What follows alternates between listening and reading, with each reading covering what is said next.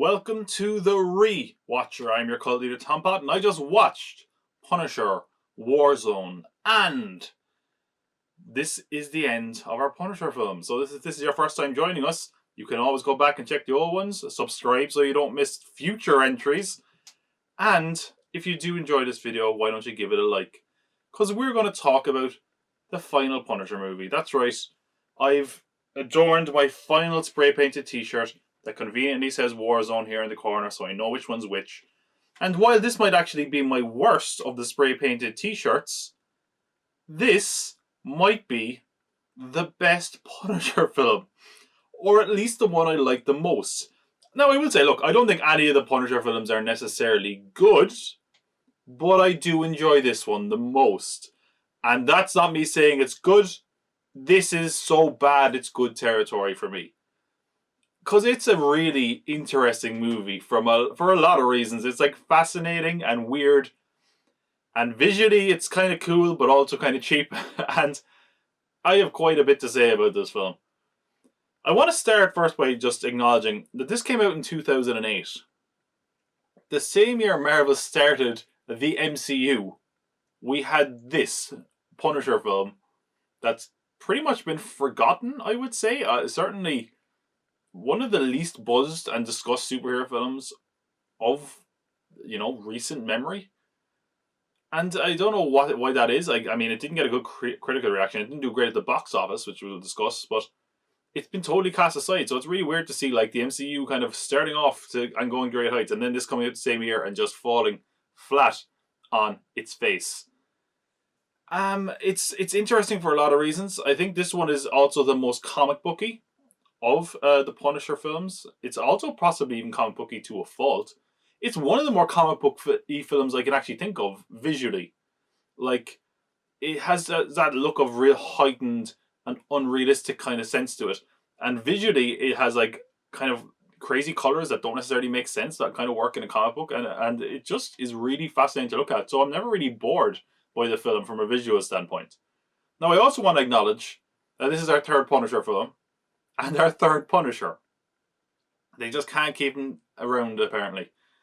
Because the director of this, Lexi Alexander, one of the reasons she wanted to sign on was that she apparently was allowed to hire her own Punisher actor. And this time around, we got Ray Stevenson, who is a... I think it's kind of hard to say who's my favourite Punisher. Because I think when we talk about like the Punisher, people don't even consider Dolph Lundgren. He's not a possibility, you forget about him. But we have Thomas Jane and we have Ray Stevenson. And they're both very, very different in their portrayal of the characters. Now, Ray Stevenson was best known for Rome, but he's actually appeared in the MCU as well as one of the Warriors 3 from Thor as Volstagg.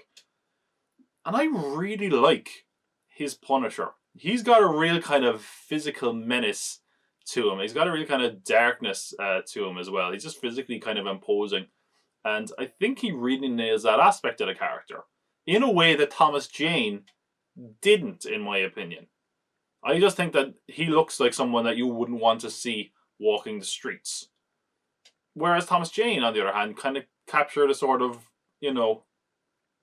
torture to his performance, I think, and a certain...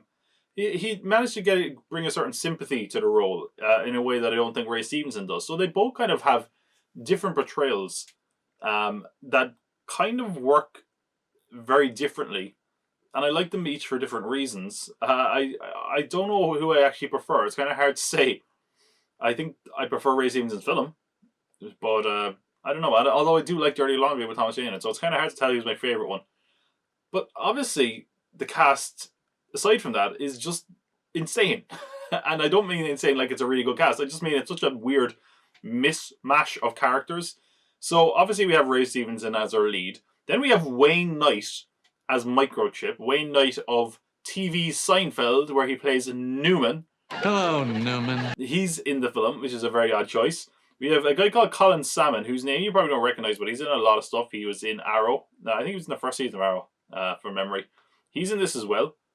Again, obviously this was also before Arrow, so there you go. We then have Dominic West, McNulty from The Wire. He was like a good actor a lot of times, often quite subtle. This this performance by him is absolutely crazy. It's like it's like there was no direction at all. He just went nuts. I can't wait to talk about him. We also have Julie Benz, you might know from Dexter, and she's in Angel and Buffy as well, I believe. So it's just a really strange cast, in my opinion. We also have a guy called Doug Hutchinson. I think he was in Lost, but he's probably best known for being like a 51-year-old that married a 16-year-old. Ugh. So gross. But this is just a very strange film in general. This is like the real oddity. It came out when superhero films had kind of reached a real new height. It came out the same year as The Dark Knight. It came out the year the MCU launched. It was an R-rated comic book movie when they didn't do that very often. And it's really been relegated to the dustbins of history. It's also even weirder because it's one of only 2 films to ever come out under the Marvel Knights film banner. Marvel Knights in the comics was like the darker, more adult-orientated stuff. And this was the first film to come out on that label, and one of only 2, the other one being Ghost Rider Spirit of Vengeance. So it's just a real oddity. I would even go as far as to say it might be kind of a hidden gem. Or at least, from a fun film point of view. Aside from that, visually, the film is really interesting, like I mentioned. I think they were trying to go for a comic booky thing here. I think they said they kind of kept basically 3 heightened colors in a panel. I think comic books generally had like they have like 4 colors. I think was like the tradition. So it's interesting from that regard, because it's just very strange. Like sometimes like there'll just be like an alley lit up in purple for no real reason. Sometimes there's like that Matrix digital kind of green, and then other times the whole movie is washed out. There's a kind of filter in a lot of editing software that's called like bleached. I put it on the video version there for 2 seconds, and that's kind of what the film looks like at times. And other times it's really vibrant and full of color. It's just a very interesting one. They really messed around with colors here, and it's very fascinating to watch because of that. It's also just got a really heightened sense of violence and kind of almost a cartoony sense of violence at times, which is interesting for the Punisher. That's probably closer to what I've been asking for in a way. It's very heavily inspired as well by Garth Ennis's run on Punisher Max, which, as I said, is basically probably my favorite run on the Punisher. But it definitely owes a lot to that.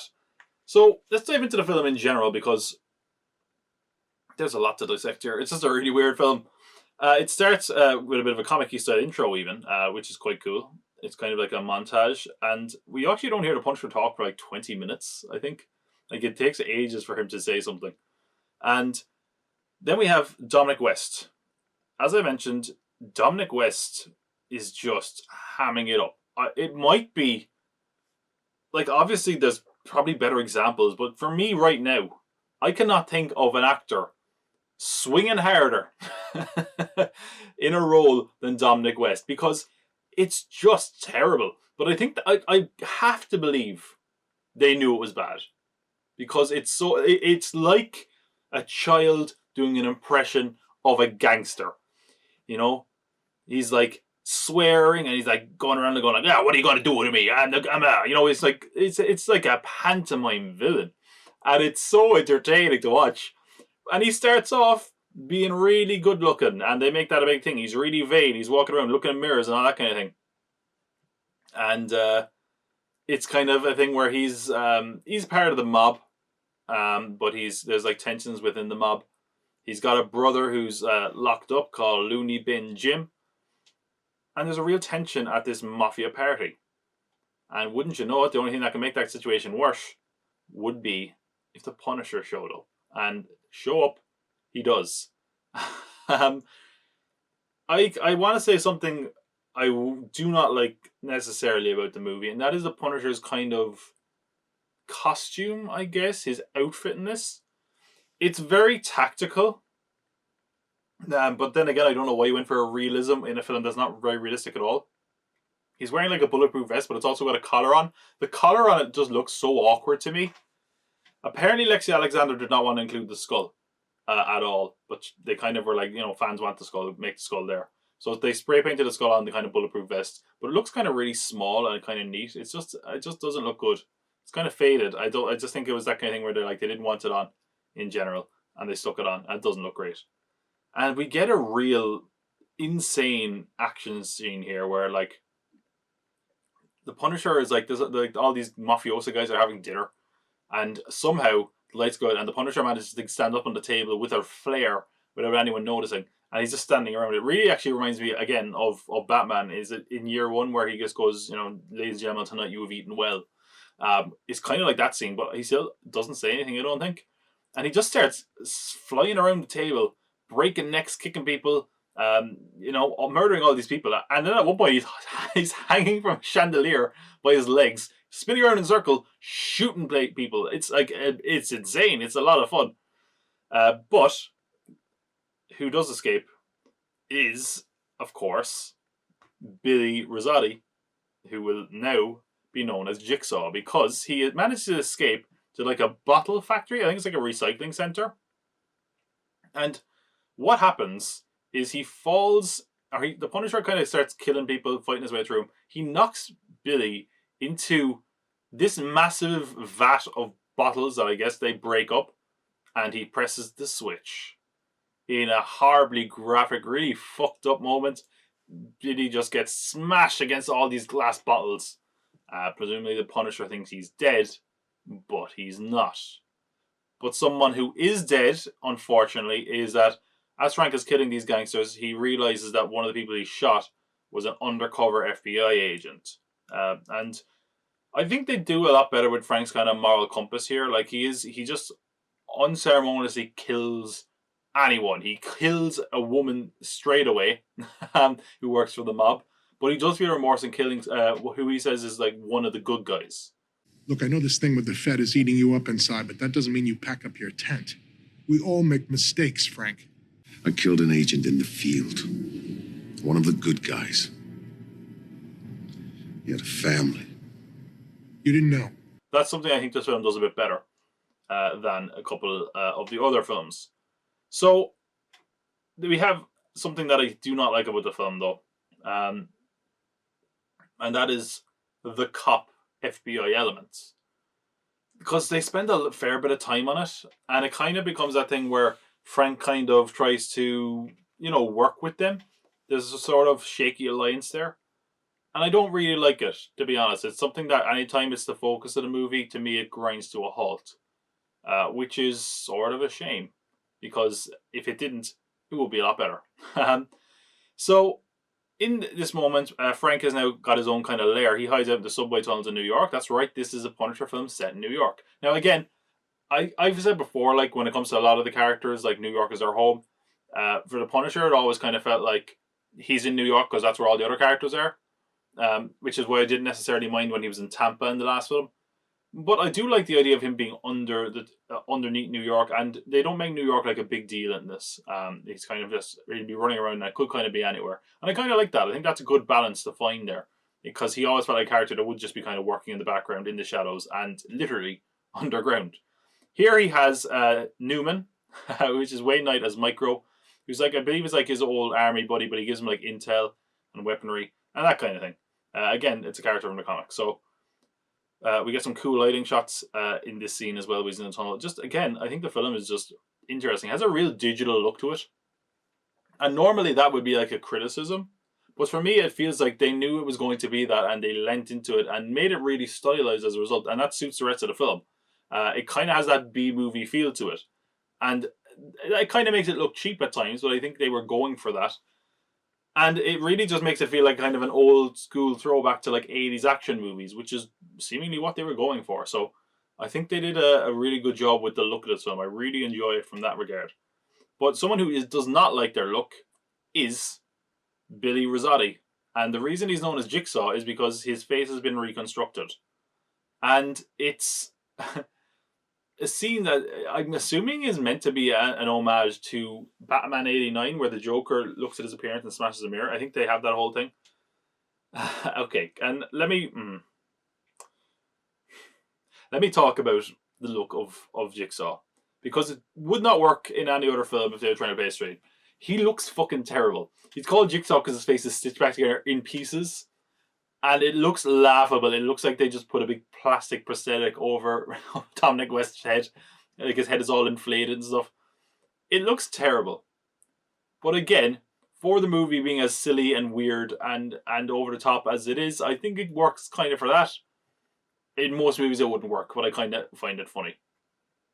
So he gets his name, which is of course now Jigsaw, and aside from that, we now have a kind of moment where he vows his revenge against Frank Castle, the Punisher, and the Punisher does try to make amends for his actions. By the way, he shows up to the house of the woman who was married to the FBI agent he killed, and actually to his daughter.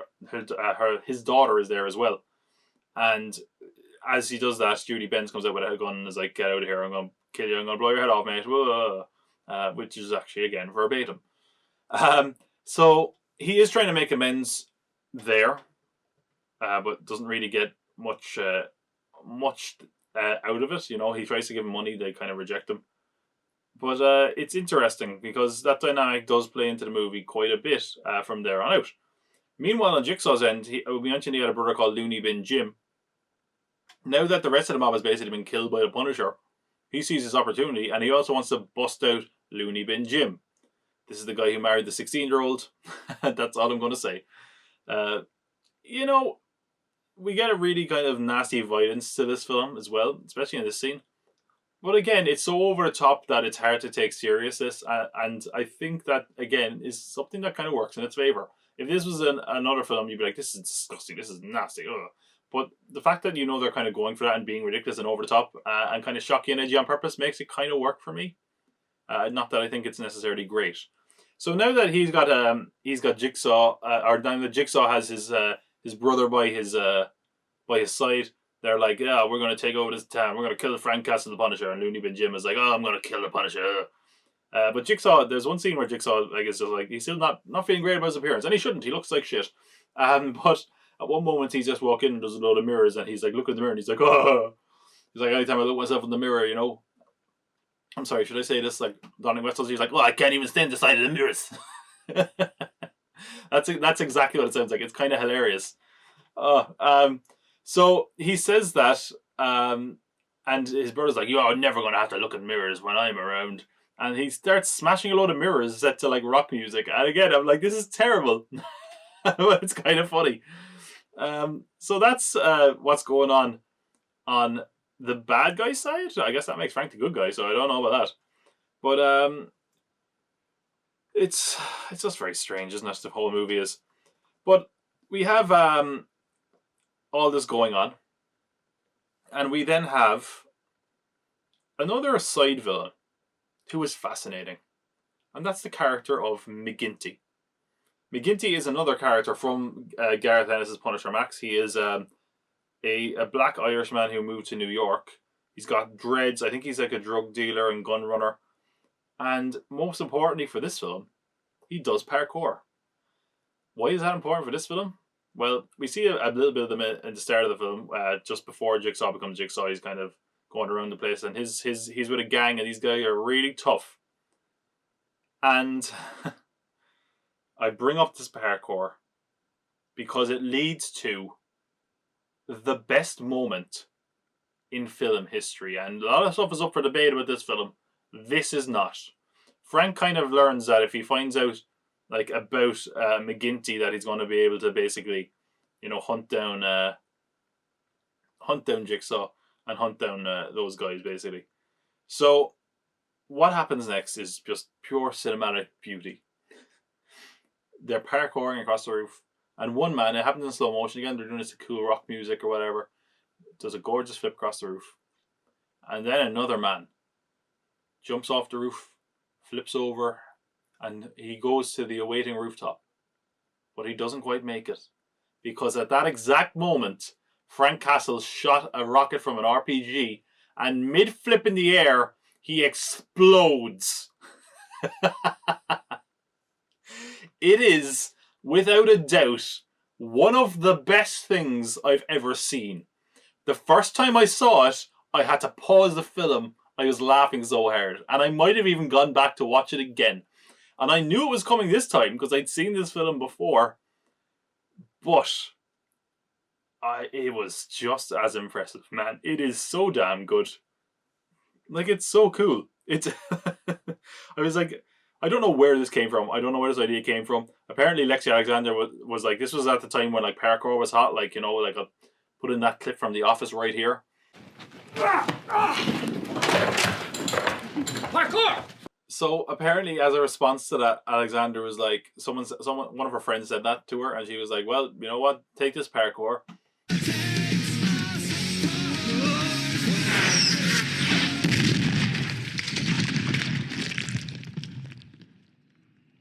What's basically happening at this point, I should mention, is Jigsaw wants to get revenge on Donatelli's family. Donatelli is the agent that was killed, okay? And that's kind of one of the reasons that Frank wants to stick around, because after killing that agent, he's kind of like, I'm thinking of hanging up, and Microchip is like, Jigsaw's going to go after that family. You need to protect them, basically. And because of that, at one point, Jigsaw is going to take the family hostage. And does. It's actually, he takes the family hostage twice in the film, which, you know, probably not great writing. But that's why Frank goes to McGinty, because he kind of wants to get information out of him about all this. While we're talking about the writing, I want to mention the writing team, because it's very strange. And I mentioned last week when I was talking about the Punisher sequel that was in development, that Kurt Sutter was involved. And Kurt Sutter was involved in this film. But what happened basically was that they changed it enough that he did not want to be credited anymore, and he took his name off the film. Apparently the only thing that they kept in the film was the kind of creation of Jigsaw in that recycling glass smashing thing, which is, you know, a highlight, so fair play. But the other writer is a guy called Nick Santoro, who worked on Sopranos, who's, you know, kind of done some okay stuff and some not so good stuff. And then we have the other two writers, a guy called Art Markham and Matt Holloway, who were two of the writers on Iron Man. And then they went on to Transformers Last Night, Men in Black International. So, you know, not great beyond that. But there was like 5 or 6 writers on Iron Man, and apparently they barely had a script when they were shooting. I think Lexi Alexander had some input on the script as well. So it's kind of a real mess as far as writers go. But anyway, so yeah, we had that glorious moment where he gets blown up midair. And at the same point, Frankus, actually, no, before we move on, because this is actually kind of cool. The guy who plays McGinty, who Frank kills after getting the information from, one of the parkour gang leader guys, is a guy called TJ Storm. And I was like, well, who's this guy? So he apparently does mocap normally. He did mocap for Iron Man in Civil War. He did mocap for Colossus and Deadpool. So I was like, oh, that's kind of cool. Just a kind of random aside, but anyway. So that all happens, but at this point, Jigsaw has gotten into the house where the family has been kept hostage, and Frank intends to go and rescue them from Jigsaw. He's apprehended by the cops. This Colin Salmon guy who I mentioned earlier is like a new cop trying to get revenge for him killing an agent, and he gets put to the Punisher division. Basically, no one wants to take on the Punisher thing, except this one other guy who I think is one of Frank's ex-partners. But as we see in this scene, even though the Punisher is apprehended, basically, this guy is there so Frank can, you know, keep getting away, because he leaves Frank out of the car and goes into the house and starts smashing and killing and all that kind of stuff he's known for. So while this Colin Salmon guy does it the real way, Punisher goes in and starts killing people and then comes down to the end to free their family. At one point he punches a guy's face and it literally turns to mush. It's like, it just implodes around his fist. So, you know, that's what they were going for in this. So we have all that. I do want to give a shout out, as I mentioned, Dominic West's performance in this. Mwah. He delivers like the worst line ever. He's talking to the little girl. The little girl is terrified at this point. And do I have the exact quote here? So this is what's going on. They're in the house. Jigsaw and his gang and his brother are fighting away. Miss Donatelli is the wife, played by Julie Benz, of the ex-agent. So he goes, "Hello, Miss Donatelli, or will you be calling yourself Miss from now on?" And she goes, "What do you want from us?" And he goes, "I'm looking for my money, which your rat of a husband stole from me." She goes, "Well, we don't have it, I swear to God." Well, actually, I should mention that, yeah, she has a real, like... She's over the top as well. It's just that no one could look over the top compared to Dominic West, but she's like, "But we don't have it, I swear to God!" You know, where that kind of New York accent where you get like 5 syllables out of the word God. God! And then he lunges down, like, it's the way it's shown. I have to put this in the video version. It's literally like the kid's face, and then he just pops out of nowhere. I think they actually thought it might be a jump scare. And he just goes, "How about you, sweet cheeks?" How about you, sweet cheeks? Would you also like to swear on an imaginary friend? Ah, it's amazing. And then he kind of flaunts that he's an atheist. He's like, "Oh, you want to swear to your imaginary friend?" Oh man, it's just glorious. This is the way I can't hate this film, man. So Frank saves the family. He walks out with the girl in his hand. Basically takes him away from the actual police officer, and then shoots a guy in the face as he's going on his way out the door. And yeah, he takes them to hide out under the sewers, and you know, that's kind of the plan. He's like, keep them there under the sewers. He's again going against the kind of police protocol, which is what I'm gonna say, if I was or whatever. And you know what I think is good here is that the Punisher is kind of heroic in this, but it feels still in keeping with his kind of principles. You know, he's saving the family because, you know, they don't have a father in the family because of him. You know, and that sort of, you could arguably say it kind of reflects his own arc as a character. He's trying to do right because no one did right by him when his family was killed. So it's interesting from that regard, and something I'm really grateful for, because they would do it in a lesser movie, is that there would be a love interest, and it's like, oh, he's the father we just lost. It's never that, thank God. He doesn't have a love interest, in other words. So he takes them underground in the tunnels, and Micro has this guy, I think his name is Carlos, to kind of keep an eye on him, as the Punisher kind of goes about, you know, trying to find Jigsaw and that kind of thing. This is where the movie sort of loses my interest, because it just feels like a lot happens out of nowhere. It just gets a little bit messy from here on out. I think like they get arrested. Like Looney Bin Jim and Jigsaw get arrested by the FBI, and they make a deal by giving up another guy, and that deal includes a load of money, and they get immunity or something. And then with that immunity, they intend to, and again, there's sort of social commentary here, but it's so half-assed. They're like, now that we have money, we're going to do exactly what the US government does when they hire to send people to Iraq. We're going to go into the poor places and give them a way out. You know, I'm like, oh, that's kind of half-assed. And there's like a weird, like, General Patton kind of segment that's a joke again. Actually, I have to come back to that in a sec, because it has another my favorite Jigsaw-isms with his over-the-top accent. So his idea is basically to start raising a gang by hiring people who want revenge against the Punisher. And it's interesting, you know. So this is all going on, and as it happens, the Jigsaw has actually kidnapped Microchip. And killed Microchip's sick mother, I think, because that's why Microchip wasn't with Frank in the underground bunker or whatever. And because of that, he kind of finds where the family are being kept in the sewers, but Frank is not there to protect them. This guy Carlos is, and Carlos, you know, Frank kind of threatens him at one point, and he's not sure about him. But Carlos shows, you know, his that he's a real character, that he's a good guy, before he gets horribly axed to death with some puns by Looney Bin Jim. What is it like? Let me ask you a question. I'll ask you again. He gets totally fucked up. But Frank comes back to see him. And obviously they're gone. And he's like, I did all I could. And the guy is dying. And Frank obviously trusts him now. And he says such a badass line that I just was like, yeah, man, here we go. The movie's getting me back on board for a while.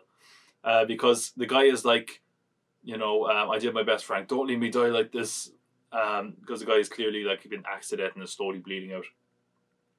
And Frank gets ready to kill him, shoot him. And the guy goes, See you in hell. I see you anywhere near hell. I'll kick your ass up. Oh man, yeah, like this is like how can you hate this movie completely? You know, one thing I don't like about the movie though is it has that thing again where like Frank is kind of a man of God or something, which I never really got that anywhere except from this film and the previous film. He's in church, and he's like, oh, he's like talking to a priest, and the priest was like, we haven't seen you around for a while. And he's like, last time we saw you was whatever. Was when your family died or whatever. And he's, weirdly enough, the guy's like, I see all the work you're doing and all this kind of stuff. And it, very strangely, the guy at the end is kind of like, go with God, Frank. And Frank's like, well, I'm a big believer in God and, an eye for an eye and that kind of thing. So I guess Frank is kind of Old Testament in that way. So as mentioned, while all this is going on, Jigsaw is getting ready to hire a gang, an army, that want revenge against Punisher to kind of take down Frank. And he has a big recruitment speech. Again, it's like a General Patton thing. I'm not going to do the whole speech, as much as it's just glorious in its over-the-top gangster. Like I said, pantomime gangster. But at one point, he actually says, like, it's just gloriously bad because of what the word is and what it came out sounding like. And it just sums up how over-the-top he is. He goes, well, I can't say he ain't the only one who can take the law into his own hands. Well, I say he ain't the only one can take the law into his own hands. Law. The law into his own hands. That word is law, by the way. That sums up how over the top he's being. Instead of saying law, he said law. Law. It's glorious. But it leads to this big action shootout at the end of the film. I will say the film feels a little bit light on action in the middle. And I think that can kind of lead to it being a bit more boring. But at the very end, basically, we have a thing where Frank approaches... the police approach... The police and Frank are working together at this stage, obviously.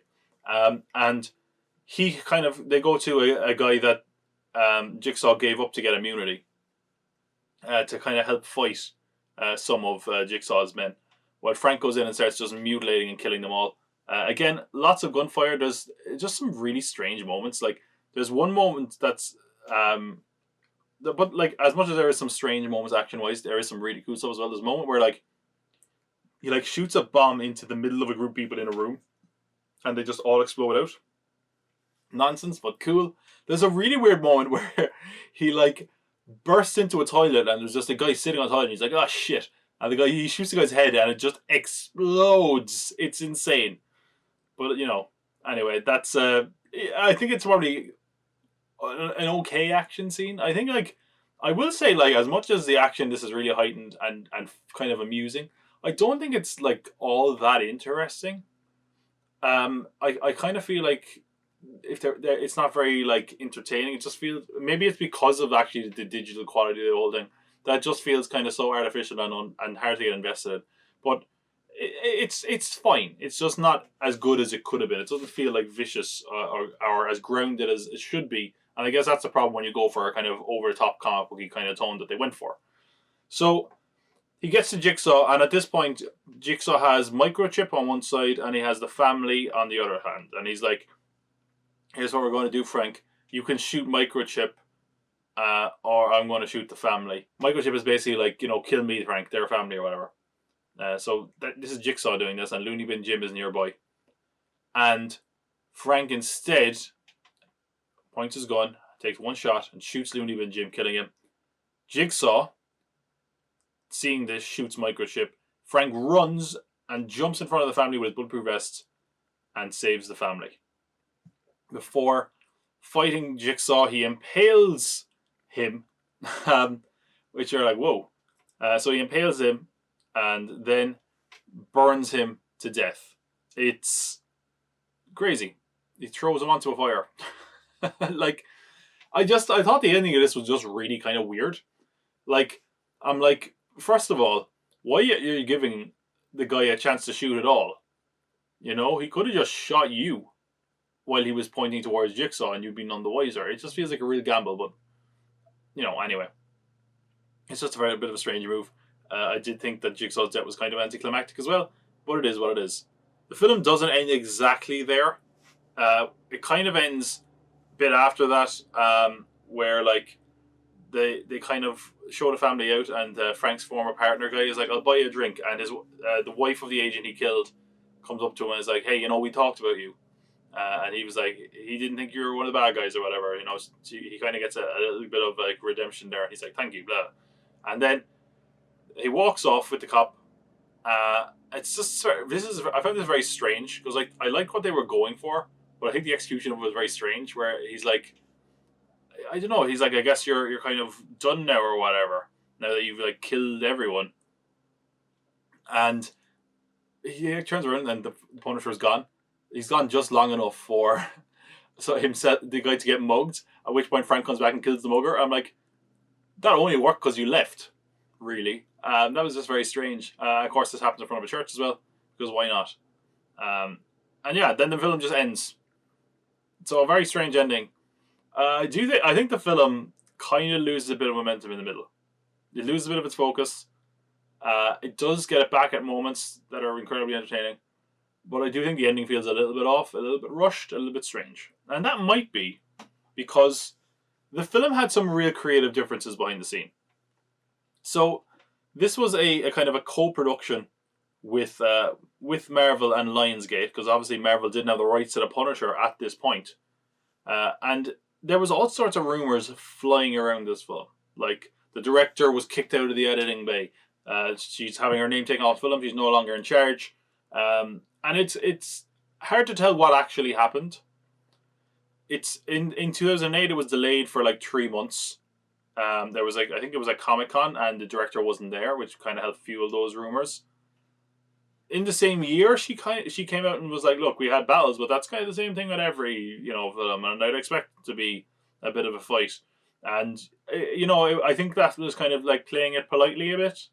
She was like, we had some creative differences, but I'm very happy with the final film. Then, like 7 years later in 2015, what she said was basically like there was a lot of control exerted by Lionsgate. There was quite a few arguments there, and basically, because this was a co-production with Marvel, like there would be an argument, and Marvel might say, we want this, and they would just roll over seemingly to Lionsgate. And she said that ultimately compromised the quality of the film. And in retrospect, she was kind of like, Marvel was right on a lot of their notes, but I guess Lionsgate didn't take it.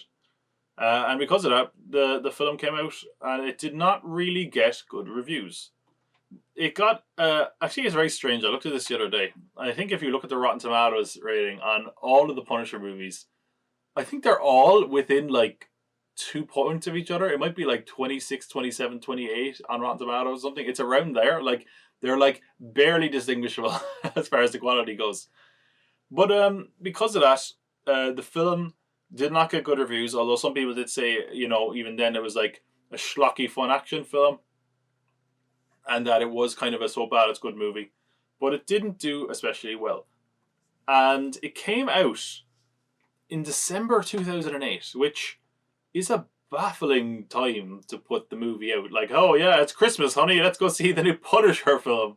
It's just a very strange time to put it out. Originally it was slated for September, but as I mentioned, it got delayed 3 months. And when it finally came out on a budget of 35 million, which apparently the budget on this kept getting slashed, it ended up grossing just 10.1 million worldwide. And only 2 million of that came internationally, which is horrendous. I think it actually is, at least based off theatrical films, the worst grossing Marvel film ever. And that's not surprising, considering 10 million is not a lot. I can't think, like, geez, there's so few films that come out now and gross 10 million, Whether that was because of when it was released, whether it was the reviews, that was the end of The Punisher on the big screen. Eventually, the rights would revert to Marvel, and this meant that they could do their own spin on the character, sort of, because they did a Netflix series with John Bernthal, which was okay at times, but a little bit stretched. It had a lot of the same problems a lot of Netflix series had, in my opinion. And I think a lot of the Netflix series didn't really feel like Marvel's interpretation. It felt kind of like, we don't know what to do with these characters, or we don't have plans yet. Do whatever you want with them until we're ready. And now they've eventually kind of got the rights back again because the Netflix deals have expired, and it means they can now use that character again. And maybe they will. Who knows? I mean, we're apparently going to get the first appearance of a Marvel Netflix character in the MCU movies, with Charlie Cox apparently going to show up for Spider-Man. Who knows? Because, you know, the Punisher is a very interesting character. I think it could be interesting to see him play with other characters because, as I said, like that's when the character works best for me. And I don't think we've really gotten that much overall.